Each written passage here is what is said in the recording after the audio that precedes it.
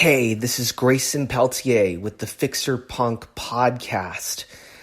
This is going to be a new, more brief format that I plan to introduce more often, called Advocacy Notes. A lot of stuff goes on in my everyday life in advocating for myself and for others around me that doesn't really make it to the podcast. Some of it makes it to my TikTok, which is probably the most updated, at Fixer Punk on TikTok.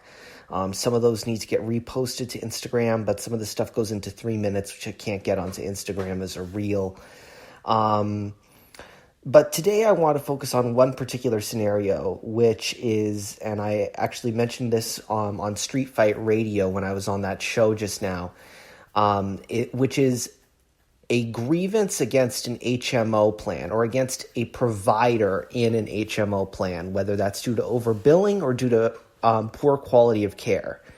I think a lot of people don't know that, especially if you're an HMO, some PPOs and other types of plans also have this right. Review your specific member handbook and any appeal or any denial letters you get for appeal rights or grievance rights. But a lot of people don't even know this exists. But you can file, in most cases, in most states, a grievance with your insurance provider in writing. And you need to do this in writing, whether this may be able to do online for some plans. Like in my case, I was able to do it online. But for others, you may have to send something in writing. If you call and you tell them, I want to file a written grievance, they will usually tell you what to do and what forms to get. But you can do this not just for a billing issue, but also for an issue with the quality of the care you're receiving, especially in an HMO where your network of providers is very limited.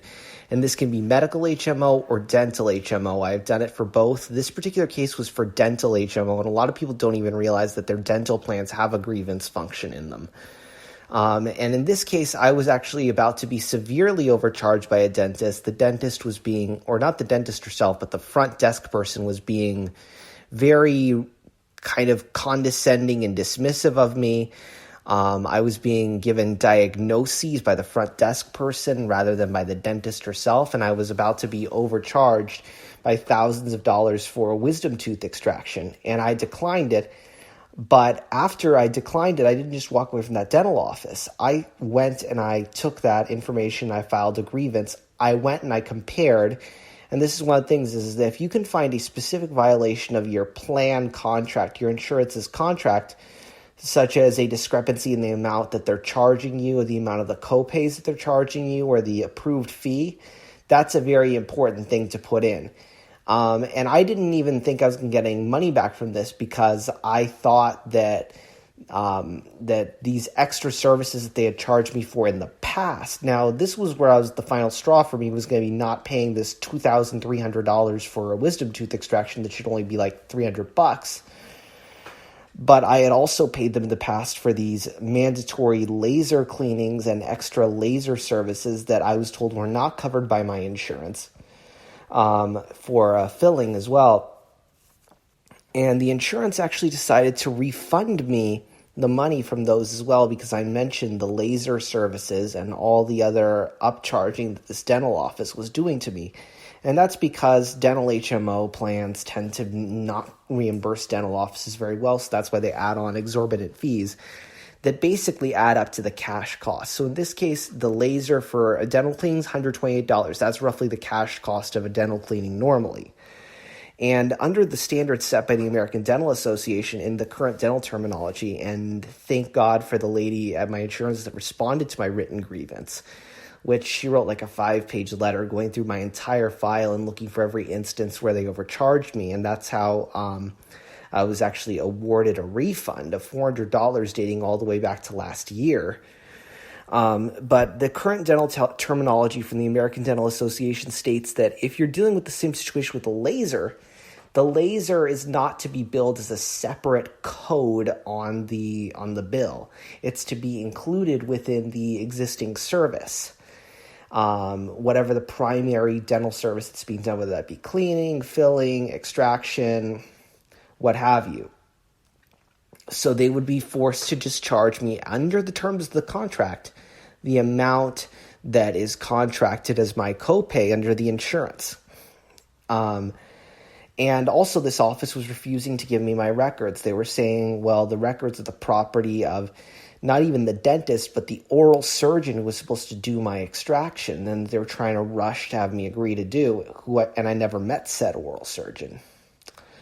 And now the insurance went back and they even resolved that issue. They went in, and after I wrote that issue in my written grievance. They said, we will have them send you your records within 10 days. Now, as of the recording of this episode, it hasn't been 10 days yet, so I don't know if that's going to bear out. And I don't know if I'm going to get my $400 check. I'll certainly update you here if I do. But I now have a legal claim, at least this money. One of those charges was $128 back in May, so I could probably dispute that with my credit card if I don't get the money back. And they also said if they don't send your money back, then you can call us back, and we will take care of it. But especially in the dental space where there's a lot of upcharging, and number one, I would recommend preventatively. Dental HMOs, avoid them at all costs. Heck, if you have Medicaid dental coverage, or what they call Denti-Cal here in California, that I was told by a dentist that is in fact better coverage than a commercial private dental HMO that you get from, say, your employer. Because the dental HMOs barely even pay these offices. That's why they have to come up with these creative ways to basically charge you the cash price. And it's not right that the insurance pays that little, but the office agreed to those fees, and the office can't be screwing you over either. So if you get an overcharge, or you're being told that there are mandatory extra services on your medical bill or your dental bill, or if you find some sort of disagreement between what is considered covered and non-covered based on what your office is saying versus what your plan says, and you want to compare that, you want to call into your insurance, you want to give them the procedure codes, whether it's for medical or dental, give them the procedure codes for what it is that you had done, and have them compare that against what the contracted rates are. And this is for in-network. Out-of-network's a whole different story. But anytime you have these types of billing situations, you can go and you can file a written grievance. Now, if the plan doesn't do right by you in a written grievance, you can complain to your state government or the federal government. If you have an employer self-funded plan, sometimes that's through the Department of Labor. In most cases, it's going to be through your state's Department of Managed Care or Department of Insurance, depending on your insurance. And on your member handbook from whatever your insurance policy is, it should state whatever regulator is involved. Sometimes if it's a service denial, like your insurance says that something is not medically necessary, you're entitled to what's called an independent medical review by a doctor appointed by the state. But you want to look at the rights and responsibilities, or the appeal rights or the grievance rights, on both the denial letter and in your member handbook. And even if you don't have an actual denial letter, if something's not being covered, you can still go in and you can still file a grievance on it, and they have to respond to it if that's a mechanism that exists in your plan. And if you have questions about this, this is something that I actually get personally pretty passionate about. You could just email me, Grayson, Greyson, at offspeedsolutions.com. And I'll be happy to give you my own personal information. Obviously, I'm not a lawyer. I'm not a medical expert of any kind, but I'll give you my personal opinion on it, and I'll point you in the right direction. You can also call 211 and ask for your local legal aid society's advice. Some of them have a health affairs unit that deals with medical appeals, and they'll be able to help you with that issue. But I think this could save a lot of people a lot of money. I got back $400 that I didn't even expect I was going to get back at all, because I just took the time. It took me like 15 minutes to go on my plan's website, click on the button to file a grievance, and told them everything that happened. Now, I don't know if the lady at the front desk is going to adjust her attitude. I don't know if in the future they're not going to keep ripping off other people and being mean to them while doing it. But I certainly think that this is going to help them to sort of reassess their practices. I have to make a longer episode. A couple Fixing the Fixer Punk episodes are way overdue.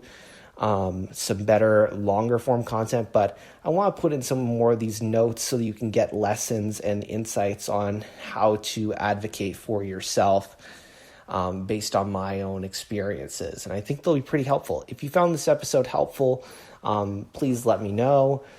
Leave a good review, or you can just email me, Grayson, Greyson, @offspeedsolutions.com. Thank you for listening. Have a great rest of your day.